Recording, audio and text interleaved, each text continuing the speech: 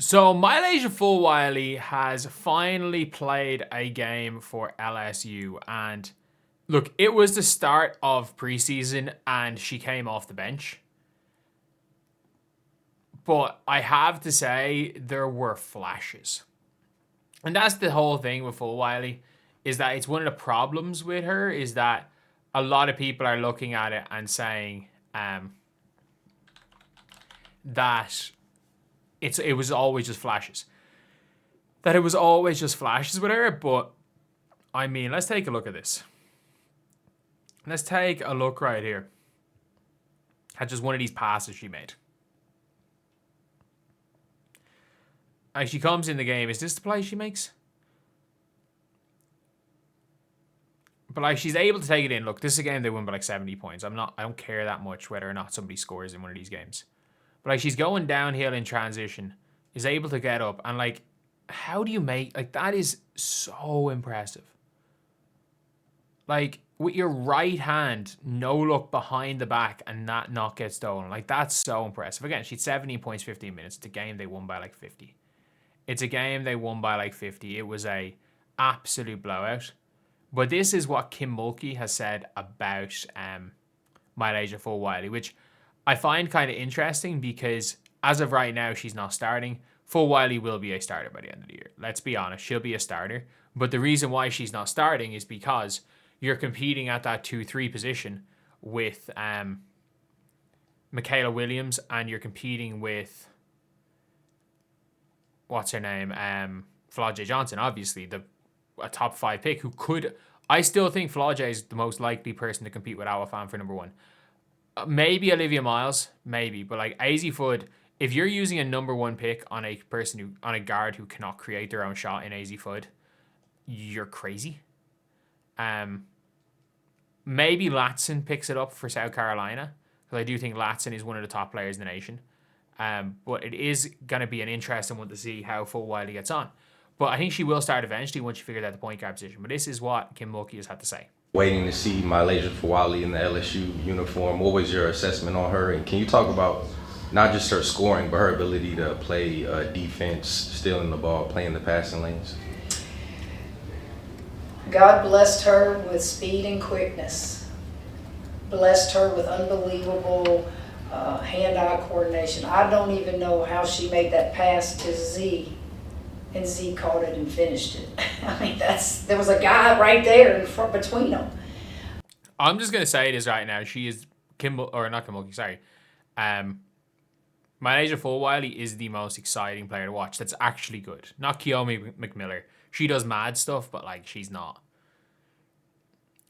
quite at the level. You never know. You never know. Where did she go in the end? Because I know she went to Rutgers, but like, she's as skilled as it comes. But like, attitude-wise, probably isn't there. But Fulwiley's attitude is great, supposedly. Those are the things that you never want to take away from her. Learning point guard is probably a little challenging right now, because she's always been the recipient of the pass on the wing.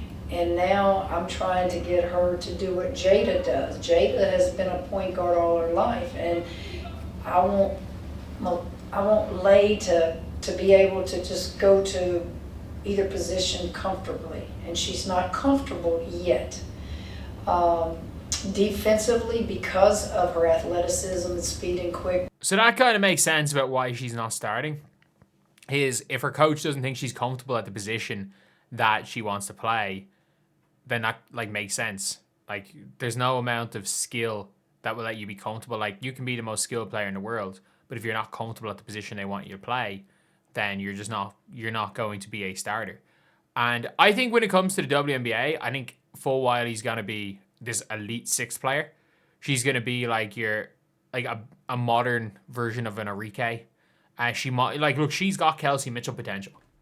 That's kind of the ceiling for her, in my opinion, as this super fast, dynamic guard. But yeah, it is an interesting one, obviously, with her. But I'd say if her coach is saying she's not comfortable, she's probably not going to start for the time being. And I would say they're going to use I think LSU have a really easy out of conference schedule.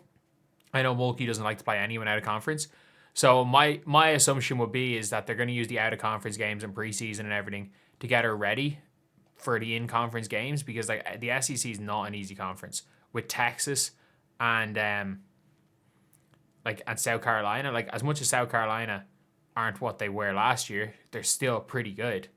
And as much as like there's a lot of good teams in the SEC. Like Texas are good, and if Texas are struggling for shooting, they brought in Grace Prenter for Meteors in Ireland, who is just a sniper. So they have that little bit of shooting.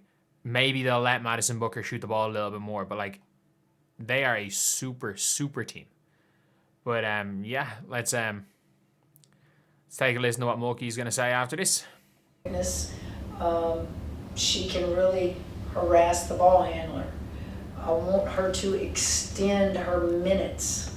I want her to understand you need to play more minutes for longer periods of time.